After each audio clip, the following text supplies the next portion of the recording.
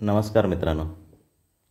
समजा लहानपणापासून आपली विमानात बसण्याची किंवा विमान चालवण्याची एक इच्छा अतृप्त राहिलेली आहे आणि कोणत्या तरी कारणानिमित्त तुम्हाला एकदा विमानात बसायची संधी मिळाली तर तुम्हाला खूप आनंद होईल. म्हणजे आपल्याला सगळ्यांनाच प्रचंड आनंद होतो आपली एक इच्छा पूर्ण झाली म्हणून. परंतु हा जो आपल्याला आनंद होतो त्याच्यामध्ये एक अध्यात्मातलं महत्त्वाचं सूत्र आपल्याला समजून घ्यायचं आहे. हवं तर तुम्ही ज्ञानबाची मेघ म्हणू शकता.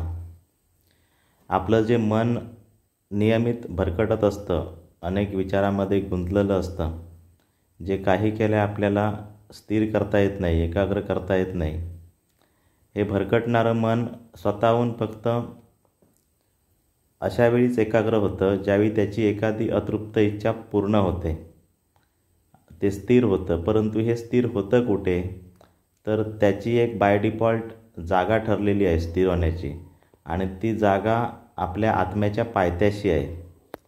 आणि आपला जो आत्मा आहे तो सच्चिदानंद अवस्थेत असतो, म्हणजे कायम आनंद अवस्थेमध्ये असतो.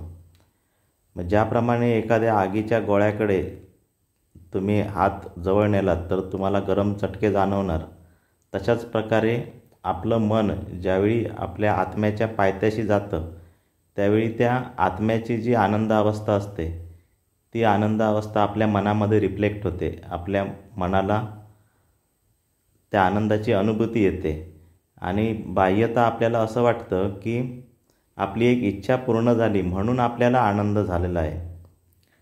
परंतु तसं नसतं. तर आपला जो आत्मा आहे त्याच्या आनंदाची अनुभूती आपल्या मनाने घेतलेली असते, म्हणून तो आपल्याला आनंद जाणवला असं आपल्याला वाटत असतं. पण हाच नियम तुम्ही सर्वत्र लागू करू शकता. तुम्ही तुमच्या मनाला जर दिवसातून 5-10 मिनटं एकाग्र करू शकलात, त्याच्या मूळ जागेपर्यंत नेऊ शकलात, तर तुम्हाला आनंदाची अनुभूती येऊ शकते. परंतु हे जेवढं बोलणं सोपं आहे तेवढं प्रत्यक्ष करणं सोपं नाही आहे. तर त्यासाठी तुम्हाला नियमित काहीतरी साधना करावीच लागते किंवा तुमच्यावर सक्षम गुरूंची कृपा पाहिजे. तुम्ही कुठल्या तरी गुरूंची दीक्षा घेतलेली असली तर ती प्रॅक्टिस करणं सोपं असतं. परंतु ते अवघडसुद्धा नाही. त्यासाठी तुमच्यावर कोणाची कृपा असो नसो, तुम्ही नियमित थोडा तरी अशा पद्धतीने सराव करू शकता.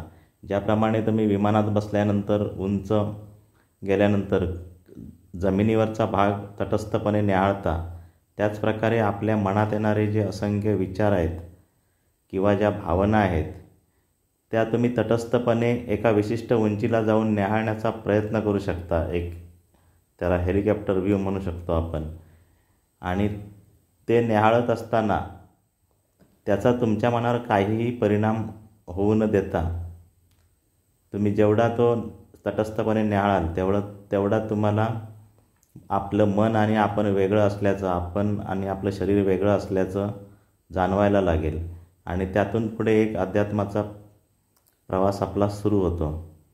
आणि भविष्यामध्ये ज्यावेळी तुम्ही थोडा जरी आनंद मिळवलात तर पुढच्या आनंदाची अजून ओढ लागते आणि तिथून तुमची खरी साधना सुरू होते. पुढे मग आत्मसाक्षात्कार आहे, चारी मुक्ती साध्य करायची आहेत. या सगळ्या गोष्टींचं तुम्हाला हळूहळू ज्ञान व्हायला लागतं. तुर्तास हा मुद्दा इथेच थांबवतो आणि पुढचे काही सेकंद तुम्ही मन स्थिर करण्याचा प्रयत्न करा. एक तटस्थपणे समोर दिसणारं चित्र फक्त पाहायचा प्रयत्न करा आणि तशाच पद्धतीने आपले विचारही न्याहाळायचा प्रयत्न करा. धन्यवाद मित्रांनो.